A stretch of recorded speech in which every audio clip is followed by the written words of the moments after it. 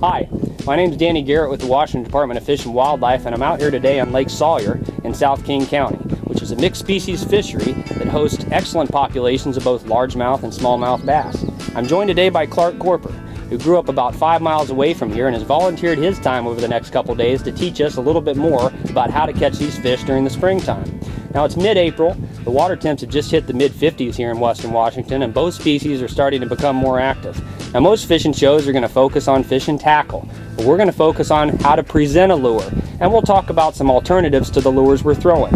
We're also going to key in on the habitat features that attract largemouth and smallmouth bass to these docks on these developed lakes. So pay close attention over the next couple days, and we sure hope you learn something. So what I'm going to start off with today is a jerkbait. This jerkbait happens to be made by Vision 110. There's a lot of other baits you could pick out there, but I just have a lot of confidence in this bait. My color selection, I like to stick to really natural colors, the perch, trout, bluegill colors around these western Washington lakes.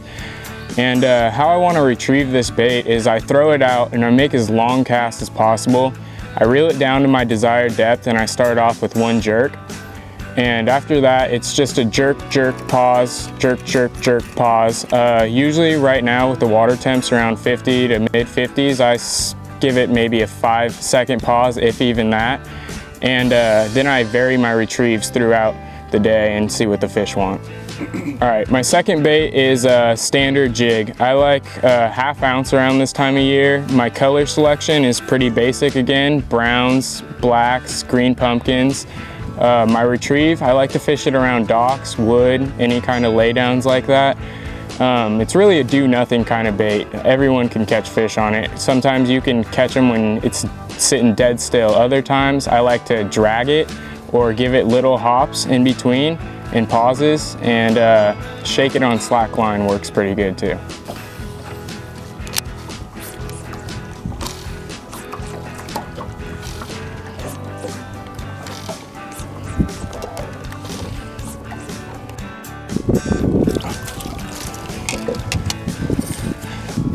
All right, this is a nice little 1.5, maybe 2 pound largemouth I just caught on a jerkbait. We caught it on this wind-blown bank right here. And yeah, it's a solid fish.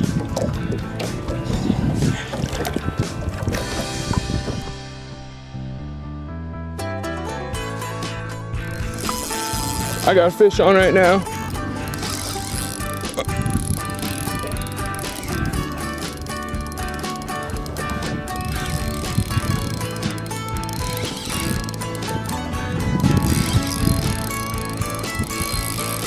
Oh man, this is sketchy with 5 pound.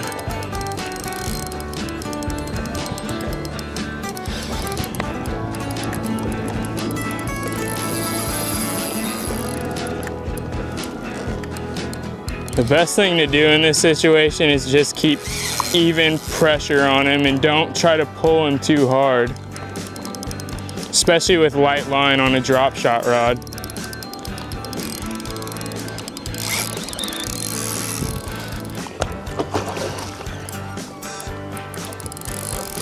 Oh my God.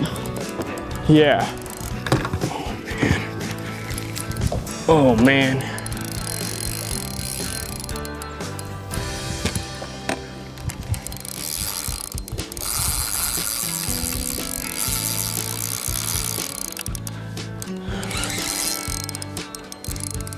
Man, that is a good fish.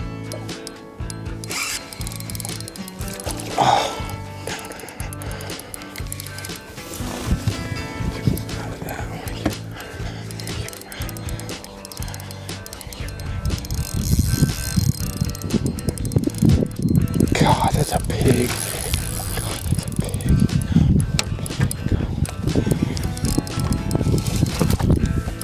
Oh, dude. Oh.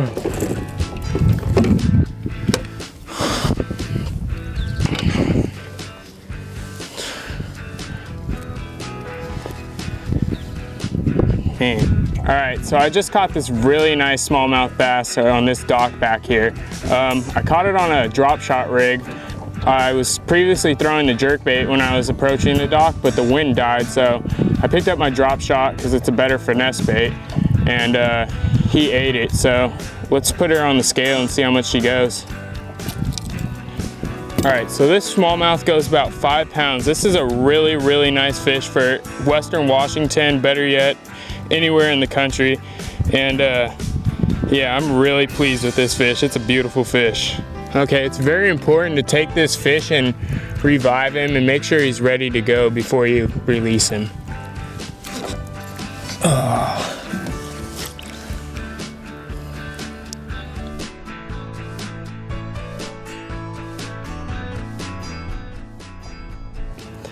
All right, so I know we only talked about 2 baits today, a jerkbait and a jig, but the last fish, I caught it on a drop shot rig, which is a weight and a hook suspended above it with a little finesse worm, as you can see here.